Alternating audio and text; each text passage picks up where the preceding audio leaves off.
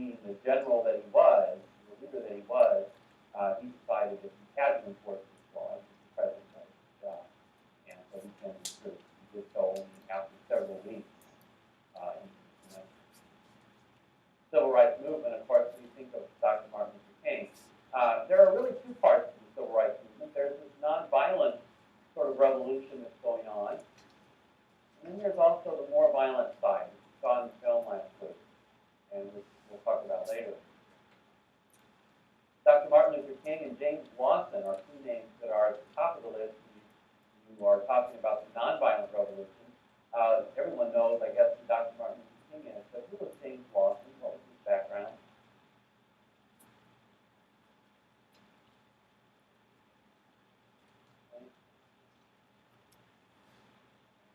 Well, didn't he work in one of the big churches in the South? He was some kind of religious leader. I'm not exactly sure what else he did. Well, he was a minister, just like Dr. Martin Luther King. He was a minister. He was also a missionary. Where had he done his missionary work? In India. In India, right. And in India, of course, he had had opportunity to learn about the nonviolent civil disobedience preached by who? Okay, by Mahatma Gandhi. And Gandhi, of course, you know the story about Gandhi. Gandhi was an Indian who lived in South Africa under apartheid and developed these ideas of civil disobedience, of nonviolent revolution, and then took those ideas with him from South Africa to India and really led the struggle against the British for independence of India. And so James Lawson takes those ideas and reads about back home, you know, the bus boycott and some of the marches and so forth that were going on, decides to bring that nonviolent civil disobedience message back to this country to help in the civil rights struggle. So he comes back and becomes one of the leaders in this movement. And by nonviolent revolution, we mean things like the marches, speeches, sit-ins, the freedom rides, boycotts, and so on. What were the freedom riders? Who were the freedom riders?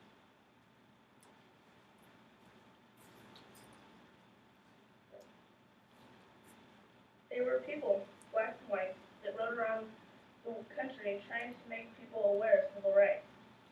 They were trying to teach us about civil rights.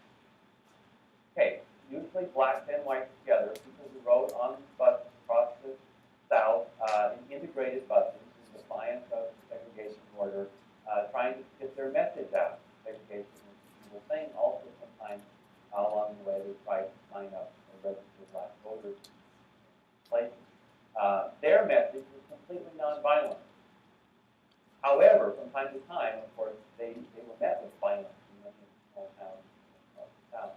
Sometimes even they were dragged off the bus. Is that like the Black Panther movement? That was later.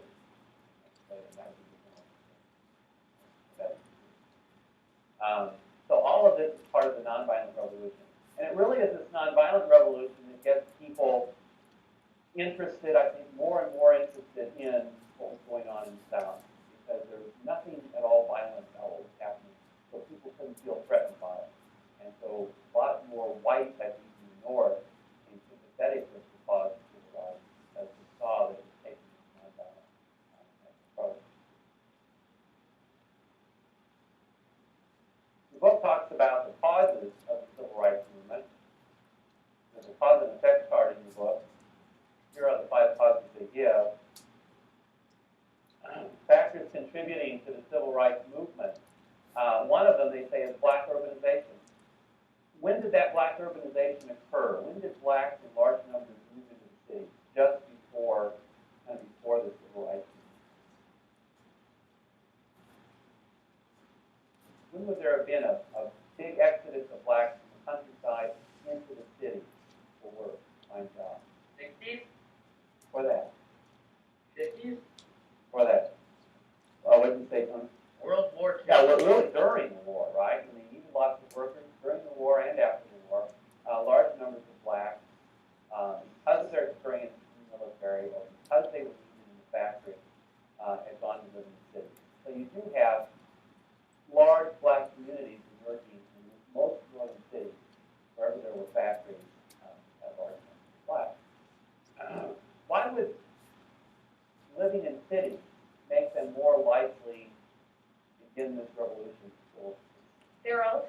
Very good, because they're all together. Right. There was strength in numbers, right?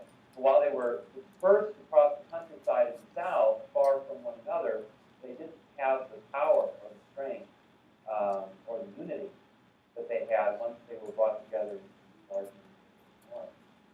So black urbanization is certainly one reason. A second factor is the black churches. Most of the leaders of the civil rights movement were what?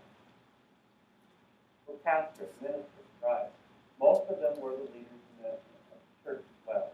And in the black churches, you had not just religion being taught, but you also had political messages being given and word being spread from one community to another about what was going on. So there was a way of getting the message out. More than just getting out the gospel, they were getting out the message about this whole movement of civil rights. The Supreme Court, of course, is a factor. If there hadn't been those early decisions in segregation, movement forward probably would have been delayed. The 1950s, the Supreme Court was going to outlaw segregation in just about every area. And so doing it kind of got the ball rolling. The Constitution, your book is called the Constitution. The Constitution had always been there. The Constitution was there back in slavery days, wasn't it? But only when the Supreme Court started interpreting the Constitution in a different way did things start to make progress, did things start to move forward. And then TV. What role does TV play here?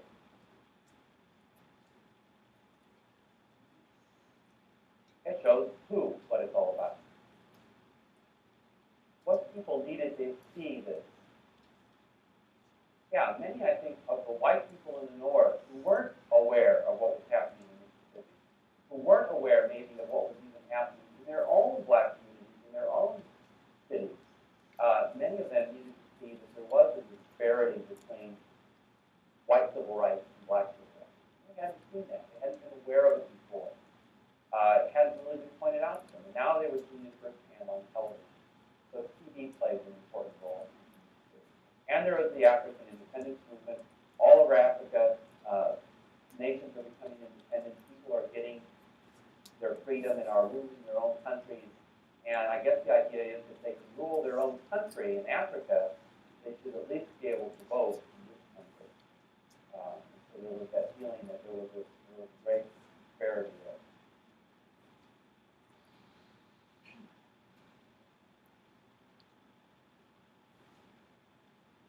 You read about the violence in Mississippi and Alabama in 1963, 1962 actually, 1963. Following that violence in those two states, President Kennedy proposed the Civil Rights Bill. This was in 1963.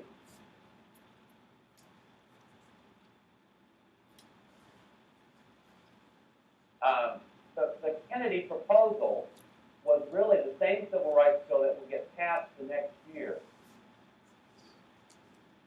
Who proposed blocked the civil rights bill in 1963? Congress.